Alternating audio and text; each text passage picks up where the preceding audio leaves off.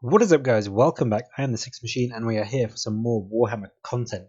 So today Games Workshop released on the Warhammer Community page the beginnings of the previews for the Space Wolves rules, which are going up for pre-order this weekend. So as you can see, the Wolf Time beckons new Space Wolves rules. So let's take a look at these and see how the Sons of Fenris are going to fare in 9th edition.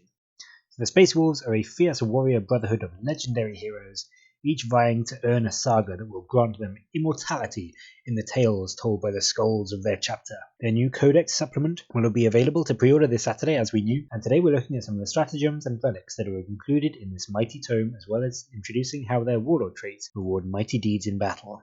There is some awesome artwork, as always, from the Games Workshop team. Some lovely blood claws, maybe. Is that Ragnar in the back there?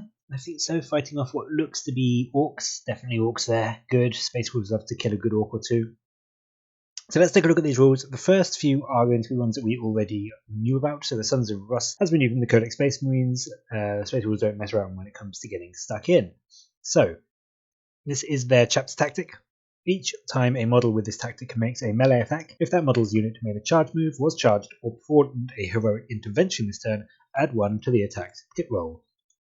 That's as it always was. We know that. We love it. It's a great little buff to a charging unit, or one being charged. It means you can hit a little bit harder in combat and make sure that those hits connect. You also get units with this tactic are eligible to perform heroic interventions as if they were characters.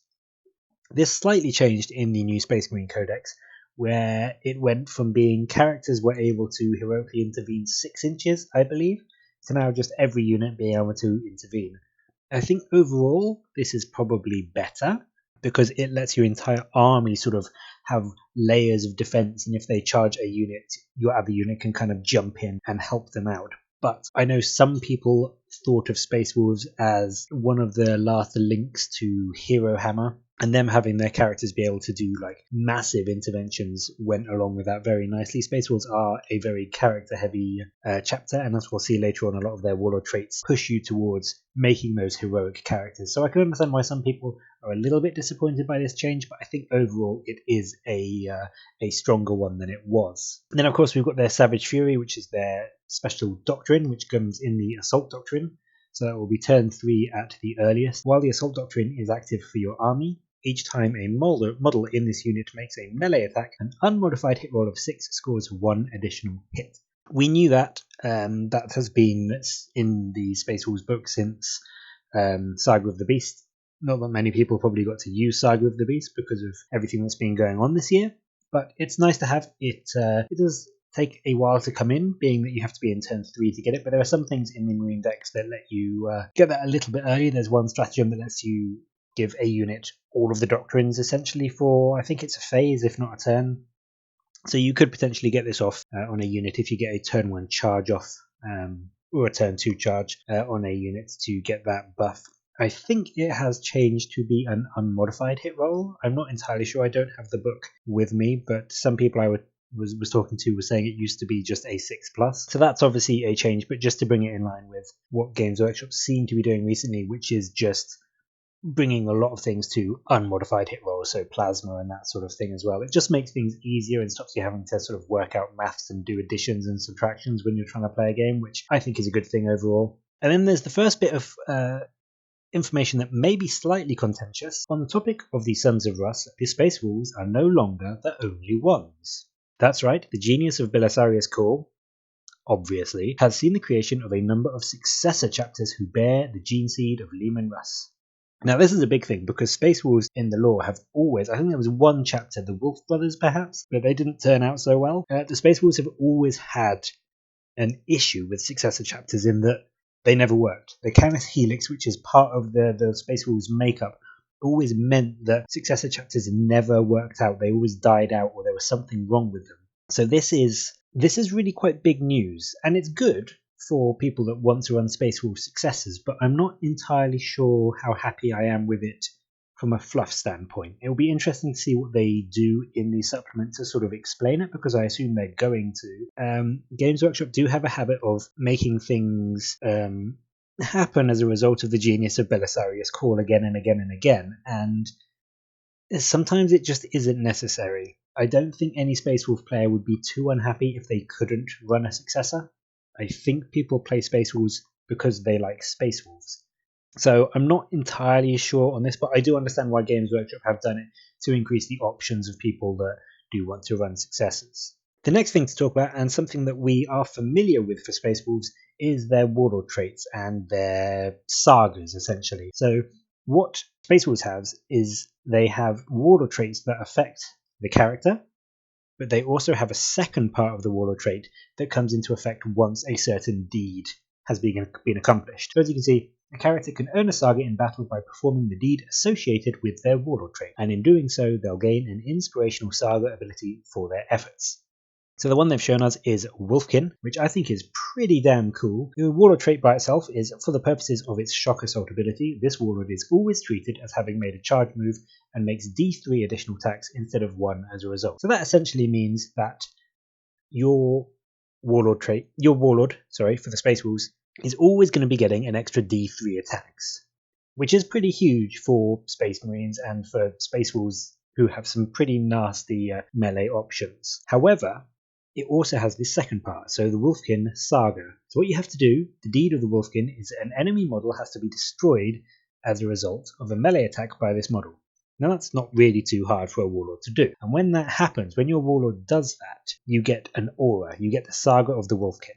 So while a friendly Space Wolves core unit is within 6 inches of this model, that unit is always treated as having made a charge move for the purposes of its Shock Assault ability. So that's huge, because that means that once your Warlord gets this buff off, all of your Space Wolves are basically always going to have that Shock Assault ability. And a lot of people I've been speaking to have been saying that's not that great, because obviously you get it if you charge or are charged or heroically intervene anyway, so Space Wolves can pretty much always get this for at least a few turns throughout a game. But if there is a prolonged combat, that will come into effect, and it will mean that you just get an extra attack, which can make the difference between life and death. So overall, I really like the way that they do the Warlord traits for Space Wolves. I think it adds a lot of character to their Warlords and lets you choose an ability that is good, and you can think about how it's going to be good for your Warlord, but also look at the Saga and see how that's going to buff your army as well. I think it's a very interesting system, and I get why it's Space Wolf specific, but sometimes I am a little bit jealous that my Dark Angels don't have something similar. On to the Relics of the Fang, and I don't know the Space Wolves Relics that well, what they had before and what they currently have, but this is apparently the return of a classic, so I don't know if this is one that they used to have in an older codex, which went away. But Black Death is a Mastercraft's power axe or a power axe. This relic replaces the axe and has a profile of +2 strength, -2 AP and 1 damage, and each time the bearer fights it makes d6 additional attacks, which on the face of it seems pretty good. Can get you up to strength 6, which is great at taking out hordes. -2 AP, good for getting through a lot of armor saves. And damage 1 is, meh. But this weapon seems to be like you're going to be going up against small hordes of stuff because you get d6 additional attacks. When you think about it, your character, who's already going to have 4 or 5 attacks, if you give him, say, the Wolfkin Warlord trait, he's going to have an additional d3 all the time, pretty much. And then on this, he can have an additional d6. That's potentially an extra 9 attacks on top of his base attacks that he can have that will pretty much chew through anything like orcs or gaunts or guardsmen or anything that's, relatively low toughness, relatively low armor, but has a lot of bodies to get through. So he's going to be an absolute blender getting through those big stacks of infantry. And right here we can see a great example of a Wolfguard battle leader, presumably with the Black Death, about to churn through some acolytes, which is pretty much a perfect target for him. One of the other slightly contentious parts of this preview has been in the Frost weapon, which you can see on the screen now. Now, this is Special Issue War Gear, an upgrade, which, as far as I remember, means you can only use it once. So a Frost weapon, you replace a Lightning Claw, a Mastercrafted Power Axe, Power Sword, Power Axe, Power Sword, blah blah blah, and you add +1 to the strength and damage. This is presumably what they're doing to replace Frost weapons in general, which is a huge loss for the Space Wolves. So many Space Wolf units had the ability to take Frost Claws, or Frost Axes, or Frost Swords, and it was just something nice that gave the Space Wolves, again, that little bit of individuality, that bit of uniqueness compared to other chapters. And the fact that it's now become a bit of special issue war gear, I don't think that's great, to be honest with you. I even though I don't play Space Wolves, I will miss seeing Thunderwolf Cavalry with their frost claws, or seeing characters moving around with their frost axes and that sort of thing. Even though I think this potentially can make a character better because you buff it on top of the Master Crafted, so you can make a Master Crafted Power Sword with a Frost Weapon, make it Strength +2, -3 AP, and then a flat 3 damage. It just feels like they're taking away something from the Space Wolves for me, and I'm not really a fan. I wish they had kept Frost Weapons as an option for the Space Wolves rather than making it a bit of special issue war gear. The only other thing that could change, I suppose, is that they made it so that you could take it multiple times, like they've done with the Warlord Traits and the Relics, in that based on the size of the game, you can use something multiple times. If they just had it so that you could use command points to keep giving frost weapons to people, I wouldn't really have a problem with it, but I feel like it's one of those things that it would be much easier if they just had frost weapons as an additional option where you paid points for it. Up next, we've got the stratagems for the Space Wolves, so they show a couple of here. They've got Warrior of Legend. Use a stratagem after nominating a Space Wolves character model that is not a named character to be your Warlord. You can generate one additional Warlord trait for them. This must be from the Space Wolves Warlord Traits. Each trait must be unique, yada yada yada. So you can potentially have a character with 2 Warlord traits, which go along with the sagas as well. So you can make a character who is not only really killy in their own right, but potentially has a huge amount of buffs for other characters. I think in the Codex at the moment, before it got taken away with the errata, there was one that allowed you to advance and charge. So imagine being able to get that one off, as well as the one that gives you basically constant plus D3 attacks. I think that could be a huge bonus, especially if you surround yourself with Thunderwolf Cavalry, which I believe are still core, so would benefit from the buffs that you give. Healing Bombs is another one that I believe we knew about from the previous codex. Use the stratagem at the end of your movement phase, select an infantry, biker, or cavalry model, and it heals D3 lost wounds.